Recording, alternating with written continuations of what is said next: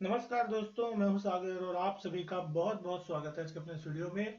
आज इस वीडियो में मैं आपसे बात करने वाला हूं इंडसइंड बैंक के क्वार्टर वन के रिजल्ट्स के बारे में। यहां पे किस तरीके के नतीजे आते हुए दिख रहे हैं और क्या इम्पैक्ट जो है स्टॉक प्राइस पे सोमवार के दिन देखने मिलेगा, क्योंकि जो नतीजे हैं वो आते हुए दिखाई दे रहे हैं आपको मार्केट बंद होने के बाद। और यहाँ हम बात करेंगे स्टैंड ऑन फाइनेंशियल रिजल्ट की। जो भी आंकड़े देखने मिल रहे हैं वो सारे के सारे यहाँ लाख में तो करोड़ में कन्वर्ट करके हम बात करेंगे। सबसे पहले बात करें इंटरेस्ट अर्निंग इनकम के आंकड़े की। आंकड़ा आता हुआ दिख रहा है 12,546 करोड़ का, जो कि पिछले क्वार्टर में अगर आप कंपेयर करें तो 12,198 करोड़ था। लास्ट ईयर का आप देखें तो 10,729 करोड़ था। तो क्वार्टर ऑन क्वार्टर अगर देखें तो बढ़ रहा है, साल दर साल भी देखें तो बहुत जबरदस्त जो नंबर है वो यहाँ पे देखने को मिल रहे हैं इंटरेस्ट अर्निंग इनकम में। वही अगर हम टोटल इनकम को देखते हैं तो 14,988 करोड़ का नंबर है।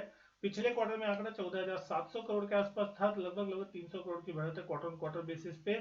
लेकिन अगर इसी आंकड़े को हम साल दर साल बेसिस पे देख रहे हैं, 12,939 करोड़ से आंकड़ा जो बढ़ के है वो लगभग 15,000 करोड़ के आसपास का देखने को मिल रहा है।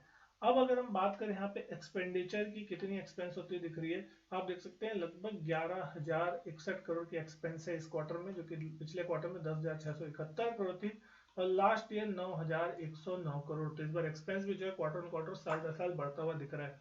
ऑपरेटिंग प्रॉफिट आ रहा है 3,926 करोड़ रुपए का। प्रोविजनिंग का नंबर यहाँ पे इंपॉर्टेंट होगा, देखना कितनी प्रोविजनिंग इस क्वार्टर में बैंक ने की है। 1,049 करोड़ की प्रोविजनिंग का नंबर आपको देखने मिल रहा है, जो कि पिछले क्वार्टर में था 899 करोड़। लगभग 150 करोड़ से प्रोविजनिंग जो है क्वार्टर ऑन क्वार्टर बढ़ी है, जो कहीं ना कहीं नेगेटिव है। साल दर साल भी देखें 991 करोड़ से प्रोविजनिंग का नंबर जो है वो बढ़ा है, 1,050 करोड़ के आसपास आता हुआ दिख रहा है, जो कि थोड़ा नेगेटिव है। आपको यहाँ पे आप देख सकते हैं कहीं ना कहीं प्रोविजनिंग का बढ़ना मार्केट पसंद नहीं करता। इसका इम्पैक्ट आपको सीधा प्रॉफिटेबिलिटी पे देखने मिलेगा। प्रॉफिट आफ्टर टैक्स अगर आप देखते हैं, net profit for the period जो है आपको सारे टैक्स निकालने के बाद 2152 करोड़ का नंबर देखने मिल रहा है, जो कि पिछले क्वार्टर में 2346 करोड़ था। तो क्वार्टर ऑन क्वार्टर आपको मुनाफा यहाँ पे गिरता हुआ दिख रहा है। साल दर साल देखिए 2123 करोड़ का नंबर था पिछले साल सेम क्वार्टर में, जो कि बढ़ के 2152 करोड़। मुश्किल से 1-1.25% के आसपास की बढ़त है साल दर साल प्रॉफिटेबिलिटी में। तो प्रॉफिट उतना ज्यादा बढ़ता हुआ दिखाई नहीं, ऑलमोस्ट फ्लैट देखने मिल रहा है। कैपिटल एडिक्वेसी रेशियो इस बार देख रहे हैं 17.55 का देखने मिल रहा है। 17.23 था पिछले क्वार्टर में, तो बढ़ता हुआ दिखा। और लास्ट ईयर अगर हम देखें 18.4 था, तो जो कि साल दर साल बेस पे घटता हुआ आपको देखने को मिल रहा है। वहीं अगर हम बात करें ईपीएस की इस क्वार्टर में, तो बेसिक ईपीएस 27 रुपए 65 पैसे की आती हुई दिख रही है, जो कि पिछले क्वार्टर में 30 रुपए थी। तो क्वार्टर ऑन क्वार्टर प्रॉफिट घटा, इसलिए ईपीएस भी घट गई। और साल दर साल देखें तो 27 रुपए 37 पैसे से ईपीएस बढ़ के जो है 27 रुपए 65 पैसे पे आती हुई आपको देखने को मिल रही है। वहीं अगर हम बात करें अब इंपॉर्टेंट रेशियो, जो कि ग्रॉस एनपीए नेट एनपीए का नंबर होता है। ग्रॉस एनपीए कितना आता हुआ दिखाई दे रहा है, 2.02। लास्ट क्वार्टर में कितना था, 1.92। 10 बेसिस पॉइंट से ग्रॉस एनपीए बढ़ गया, नेगेटिव नंबर है ये भी।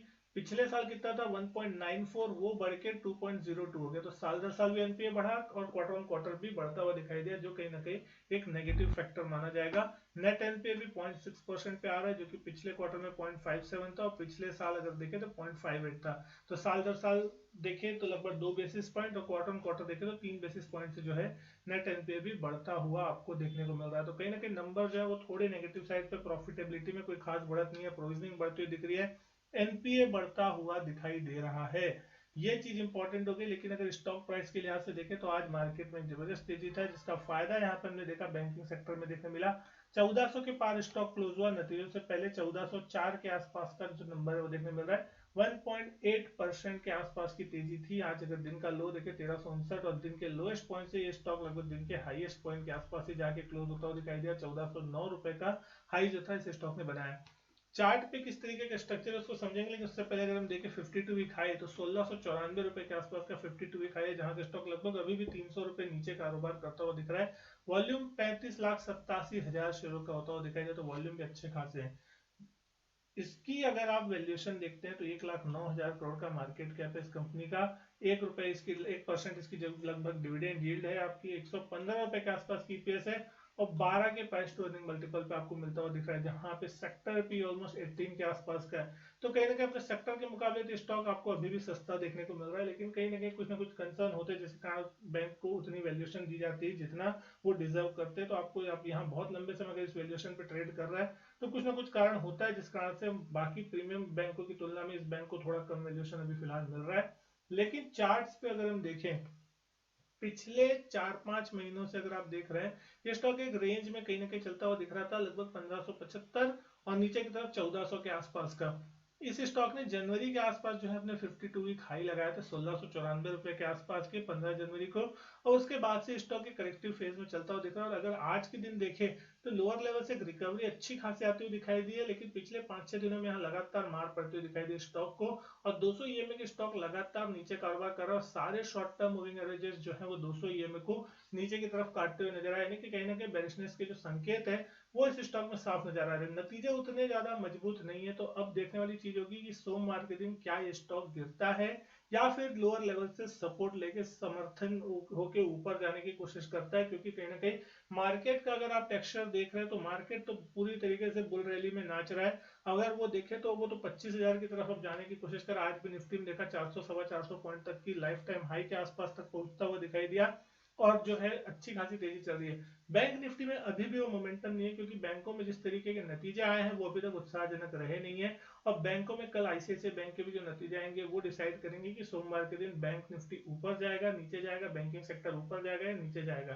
क्योंकि अभी अगर आप देखें कोटक के नतीजे, एचडीएफसी बैंक के नतीजे, तो कहीं ना कहीं डिपॉजिट जो है वो प्रॉब्लम करता हुआ दिखाई दे रहा है। एक्सिस बैंक के भी जो नतीजा है उसमें भी उसकी अच्छी खासी 5-6% तक की पिटाई जो थी एक्सिस बैंक की देखने मिली थी। तो इंडसइंड बैंक से भी कोई ज्यादा खास उम्मीद नहीं थी और नतीजे जो है वो ऑलमोस्ट थोड़े वीकर साइड में हल्के देखने को मिल रहे हैं। तो कल के दिन यानी सोमवार के दिन की अगर मैं बात करूं तो आज के दिन का जो लो है लगभग 1360 के आसपास का, वो एक स्टॉप लॉस लेवल अगर उसके नीचे जाता है तो बहुत तेज बिक वाली यहाँ पे देखने को फिर मिल सकती है कहीं ना कहीं।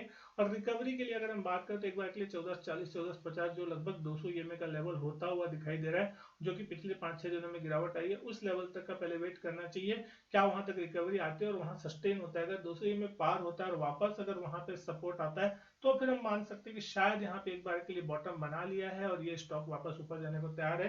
और शायद इसके बाद यहाँ लंबा करेक्शन जो है वो पूरा हो गया और मार्केट वापस उस तेजी की तरफ बढ़े, क्योंकि बजट के बाद से कहीं ना कहीं 1-2 दिन थोड़ा सा वोलेटिलिटी देखने मिली, लेकिन निचले लेवल पे मार्केट में बाइंग इमर्ज होती हुई दिखाई दे रही, जो कहीं ना कहीं मार्केट को नीचे जाने से रोक रही है।